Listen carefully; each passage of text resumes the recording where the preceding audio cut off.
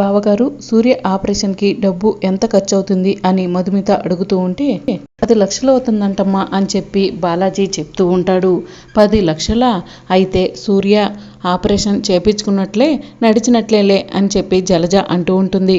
ఇక చాలు, నోరు మోస్తావా జలజ అని చెప్పి బాలాజీ అంటూ ఉంటాడు. వదినన్న దాంట్లో తప్పేముందన్నయ్య, మన దగ్గర అంత డబ్బులు ఎక్కడివి అని చెప్పి సూర్య అంటూ ఉంటే, డబ్బు ఏదోలా చేసి తప్పకుండా నీకు ఆపరేషన్ చేపిస్తాను సూర్య అని చెప్పి మధుమిత చెప్తూ ఉంటుంది. ఎక్కడి నుంచి తీసుకొస్తావు మధు? ఆ మహాలక్ష్మి గారిని అడుగుతావా, లేకపోతే మీ అమ్మ మీ నాన్నని అడుగుతావా అని చెప్పి జలజ అంటూ ఉంటే, ఆ మహాలక్ష్మి డబ్బుతో నేను అసలు ఆపరేషన్ చేపించుకోను అని చెప్పి సూర్య అంటూ ఉంటాడు. ఆమెను నేనెందుకు అడుగుతాను సూర్య, అడిగితే మా అమ్మ నాన్నలు అడుగుతాను, లేకపోతే సీతను అడుగుతాను అని చెప్పి మధుమిత చెప్తూ ఉంటుంది. సీత డబ్బులు కూడా నాకు వద్దు అని చెప్పి సూర్య చెప్తూ ఉంటే, సీత చాలా మంచిది సూర్య, మన ప్రేమ కోసం తను చాలా తహతహలాడుతుంది, మన ఇద్దరిని కలపాలని ఎంతలానో ఆలోచించింది అని చెప్పి మధుమిత చెప్తూ ఉంటే, అవునరా సూర్య, సీత చాలా మంచి అమ్మాయి, నువ్వంటే గౌరవం ఉంది, కాదనుకు అని చెప్పి బాలాజీ చెప్తూ ఉంటాడు. అవును సూర్య, మా సీత తలుచుకుంటే ఏదైనా చేస్తుంది అని చెప్పి మధుమిత చెప్తూ ఉంటుంది. ఇక సూర్య ఏం మాట్లాడకపోవడంతో బావగారు, ఆపరేషన్కి ఇంకా ఎంత టైం ఉంది అని చెప్పి మధుమిత అడుగుతూ ఉంటే, వారం రోజుల్లో స్పెషలిస్ట్ డాక్టర్ వస్తారంటమ్మా అని చెప్పి బాలాజీ చెప్తూ ఉంటాడు. అయితే నేను సీతతో ఈరోజే మాట్లాడతాను అని చెప్పి మధుమిత చెప్తూ ఉంటుంది. ఆ సీత ఎలా డబ్బులు ఇస్తుందో, సూర్యకు నువ్వు ఎలా ఆపరేషన్ చేపిస్తావో, ఎలా కాళ్ళు వచ్చి సూర్య మామూలు మనుషులా నడుస్తాడో చూస్తాను అని చెప్పి జలజ అంటూ ఉంటుంది. నన్నే అవమానిస్తారా, మీ సంగతి చెప్తాను అని మీ జలజ మనసులో అనుకుంటూ ఉంటుంది. సూర్య, నువ్వు ఇంకేం బాధపడకు, వారం రోజుల్లో నువ్వు అందరిలా నడుస్తావు అని చెప్పి మధుమిత అంటూ ఉంటుంది.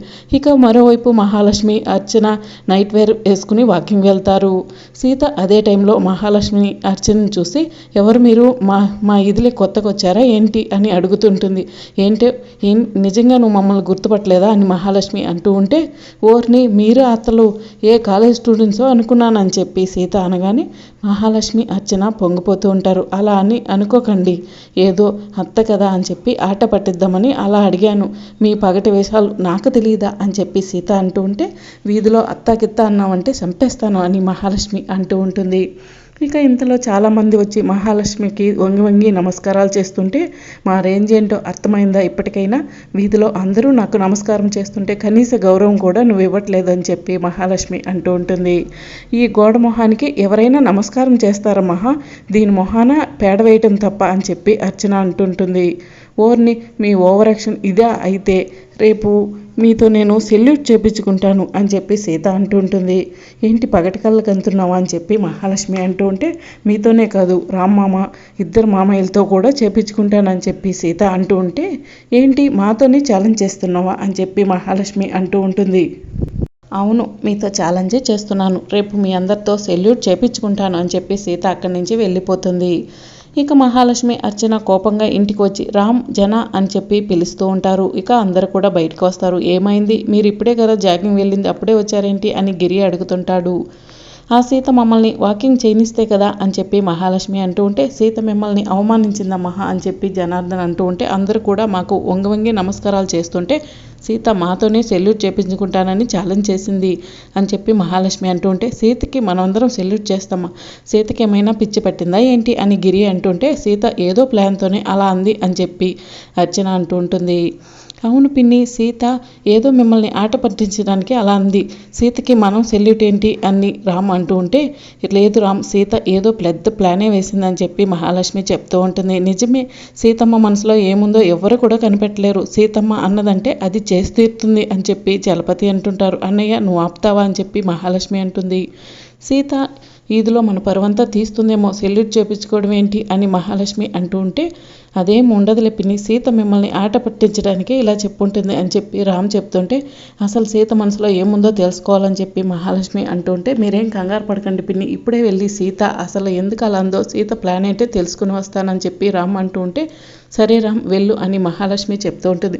అల్లుడు ఆగు, నువ్వు వెళ్ళటం కరెక్ట్ కాదు, నేను ఎందుకు చెప్తున్నానో వినల్లుడు అని చెప్పి చలపతి అంటుంటే, ఏంటన్నయ్య, సీత చేతిలో మేమందరం ఓడిపోవాలనే కదా ఇదంతా చేస్తుంది, రామ్ చలపతి మామయ్య మాటలు పట్టించుకోకు, నువ్వు వెళ్ళు అని చెప్పి మహాలక్ష్మి చెప్పడంతో రామ్ అక్కడి నుంచి వెళ్ళిపోతాడు. ఏంటన్నయ్య, నీ వేదవేషాలన్నీ మా దగ్గర వేస్తున్నావా అని మహాలక్ష్మి అంటుంటే, ఇక ఎర్రివేళ్ళైంది, ఎవరో ఒక్కసారి రివైండ్ చేసుకొచ్చి వెళ్ళి ఆషాఢం పేరుతో రామ్ని సీతని దూరం చేసావు, రామ్ ఏదో సీతని కలవాలని చెప్పి తన ప్లాన్ తెలుసుకుంటాను చెప్పగానే నువ్వే వెర్రిదానివై రామును పంపించావు అని చెప్పగానే మహాలక్ష్మి షాక్ అవుతుంది. ఇక సీత కూరగాయలు కట్ చేస్తూ ఉంటే రామ్ పిల్లిలాగా సీత వాళ్ళ ఇంట్లోకి వచ్చి సీత దగ్గర ఎలాగైనా సరే ప్లాన్ తెలుసుకోవాలి, పిన్నికి ప్లాన్ చెప్పాలి అని చెప్పి మనసులో అనుకుంటూ ఉంటాడు. సీత ఏం చేస్తున్నావు సీత, కూరగాయలు కట్ చేస్తున్నావా అని చెప్పి రామ్ అంటూ ఉంటే మామ ప్లాన్ తెలుసుకోవడానికే వచ్చినట్టున్నాడు, వాళ్ళ పిన్ని పంపించినట్టుంది అని చెప్పి సీత మనసులో అనుకుంటూ ఉంటుంది. అవును మామ, రామామ నువ్వేంటి ఇంత ధైర్యంగా పట్టపొగలే మా ఇంటికి వచ్చావు, మీ పిన్ని చూడలేదా అని చెప్పి సీత అంటూ ఉంటే నా భార్య దగ్గరకు నేను రావడానికి నాకు భయం ఎందుకు, ధైర్యంగానే వచ్చాను అని చెప్పి రామ్ చెప్తూ ఉంటాడు.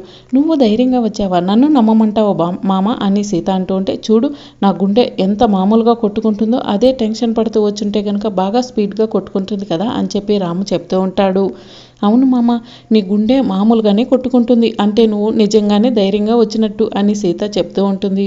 అవును సీత, నా ధైర్యం సంగతి పక్కన పెట్టి నీ ధైర్యం గురించి చాలా గొప్పగా చెప్పుకోవాలి, నువ్వు సామాన్యురాలు కాదు, మా పిన్ని వాళ్ళ దగ్గర ఎన్నిసార్లు ఎన్ని విధాలుగా ధైర్యంగా నిలబడ్డావు, నా ముందే మా పిన్నిని ఎన్నిసార్లు ఎదిరించావు అని చెప్పి రామ్ అంటూ ఉంటాడు. అవును ఈరోజు వీధిలో మా పిన్ని వాళ్ళతో ఏదో ఛాలెంజ్ చేసావంట, వార్నింగ్ ఇచ్చావంట, ఏంటి సీత నీ ప్లాను, మా పిన్ని వాళ్ళతో ఎలా సెల్యూట్ చేపించుకుంటావు అని చెప్పి రామ్ అడుగుతూ ఉంటే ఇప్పుడు నా దారిలోకి వచ్చావు మామ, నిన్ను ఒక ఆట పట్టిస్తా చూడు అని చెప్పి సీత మనసులో అనుకుంటూ ఉంటుంది. మామ కూరగాయలు కట్ చేసి చేతులు నొప్పులేస్తున్నాయి, ఇంకా చాలా కూరగాయలు కట్ చేయాలని చెప్పి సీత చెప్తూ ఉంటుంది. అవునా, ఏం కట్ చేయాలి బంగారం అని చెప్పి రామ్ అడగగానే ఉల్లిపాయలు పచ్చిమిరపకాయలు కట్ చేయాలి మామ అని చెప్పి సీత చెప్తూ ఉంటుంది. ఇలా ఇవ్వు నేను కట్ చేస్తానని చెప్పి రామ్ కట్ చేస్తూ ఉంటాడు.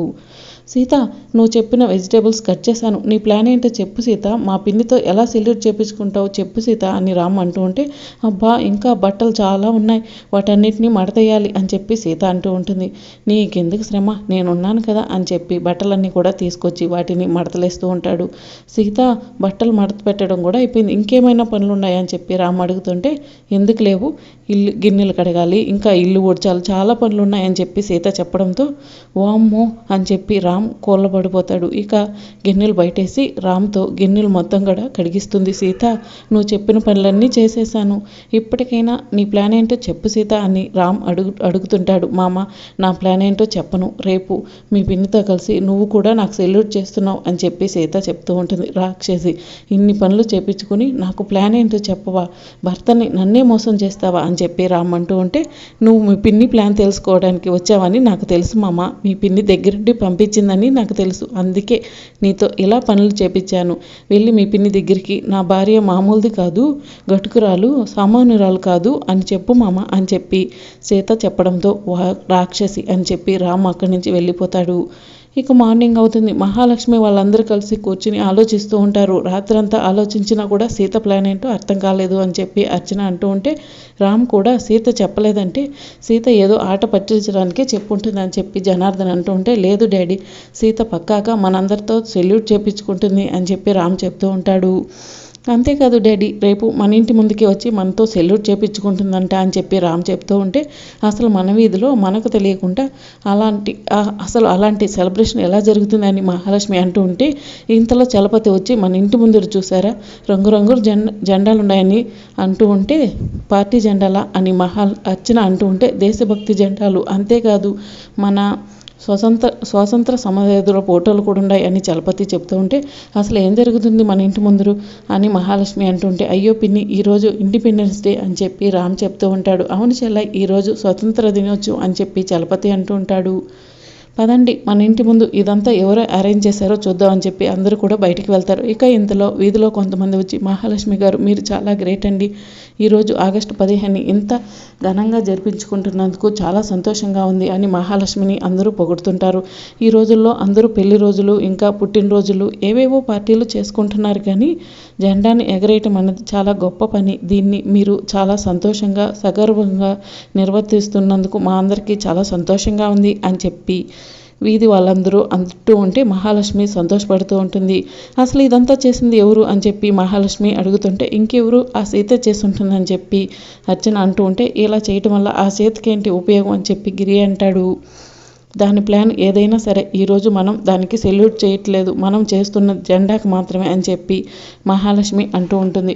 అవును, ఆ సీతకు అసలు మనం ఎలా సెల్యూట్ చేస్తాము, ఈరోజు ఆగస్టు 15th కాబట్టి జెండాకి సెల్యూట్ చేస్తాము అంతే కదా అని చెప్పి గిరి అంటూ ఉంటాడు. సీత ప్లాన్ ఇది కాదు, ఏదో అయ్యే ఉంటుంది అని చెప్పి రామ్ చెప్తూ ఉంటాడు. అసలు ఆ సీత ఎక్కడా అని చెప్పి మహాలక్ష్మి అంటూ ఉంటే సీత భరతమాత గెటప్ వేసుకుని జెండా తీసుకుని వస్తూ ఉంటుంది. అందరూ కూడా ఆ జెండా తీసుకొస్తుంది ఎవరా అని చెప్పి అలానే చూస్తూ ఉంటారు.